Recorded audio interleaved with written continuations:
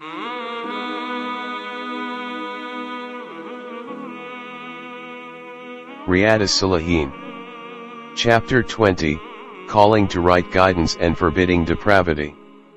Allah, the Exalted, says, "And invite men to believe in your Lord" means, in the oneness, Tawhid, of Allah, 1, oneness of the Rububiyya of Allah, 2, oneness of the worship of Allah, 3, oneness of the name and qualities of Allah. Surah 28 verse 87. Invite, mankind, O Muhammad peace be upon him, to the way of your Lord, means, Islam, with wisdom, means, with the divine revelation and the Quran and fair preaching. Surah 16 verse 125. Help you one another in al-bir and at-taqwa, virtue, righteousness, and piety. Surah 5 verse 2.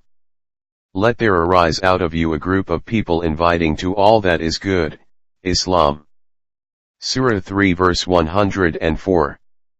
Abu Masud Uqba bin Amr al-Ansari al-Badri, may Allah be pleased with him, reported, Messenger of Allah peace be upon him said, whoever guides someone to virtue will be rewarded equivalent to him who practices that good action.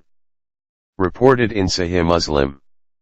Commentary: the statement quoted in this hadith was made by the Prophet peace be upon him when, on a certain occasion, someone requested him to give an animal for riding.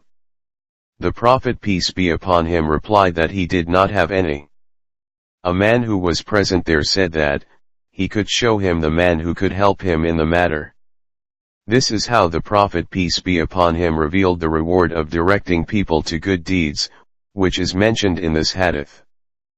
Abu Hurairah, may Allah be pleased with him, reported, Messenger of Allah peace be upon him said, if anyone calls others to follow right guidance, his reward will be equivalent to those who follow him, in righteousness, without their reward being diminished in any respect, and if anyone invites others to follow error, the sin, will be equivalent to that of the people who follow him, in sinfulness, without their sins being diminished in any respect. Reported in Sahih Muslim. Commentary: invitation and call stand to mean here that someone induces others to virtue, or seduces to sin by means of his speech or action. We come to know from this hadith that one who becomes a medium for either of them is given a reward, or punishment respectively by Allah.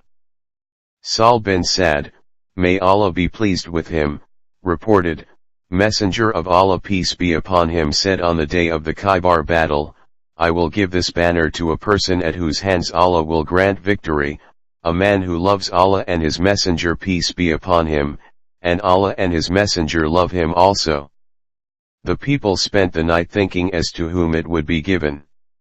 When it was morning, the people hastened to Messenger of Allah peace be upon him.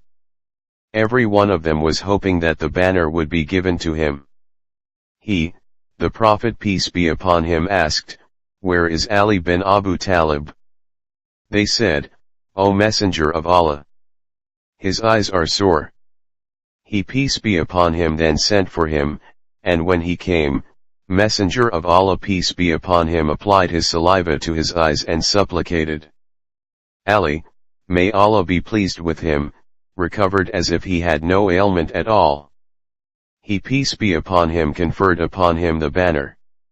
Ali, may Allah be pleased with him, said, O Messenger of Allah, shall I fight against them until they are like us?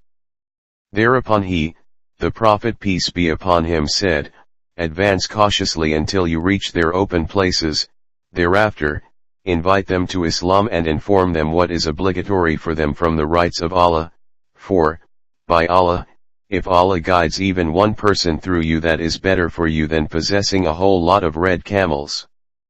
Reported in Sahih al-Bukhari and Muslim.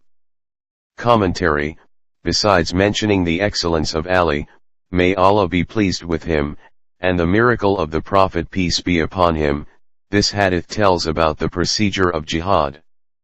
According to procedure, first of all, polytheists and infidels should be invited to Islam, and if they reject the invitation, then jihad be made against them. Jihad is such an action that if at its initial stage, that is to say at the stage of invitation, some people accept the guidance, then the people who will participate in jihad will get the reward of good deeds done by those who would join the fold of Islam.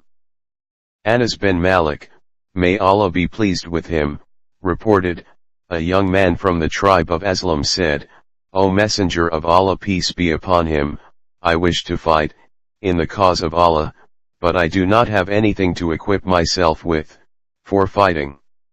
He, the Prophet peace be upon him said, go to so and so, for he had equipped himself, for fighting, but he fell ill.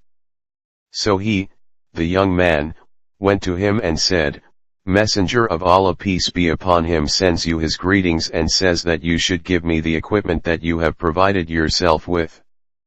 The man said, to his wife or servant, O so and so, give him the equipment I have collected for myself and do not withhold anything from him. By Allah, if you withhold anything from him, we will not be blessed therein.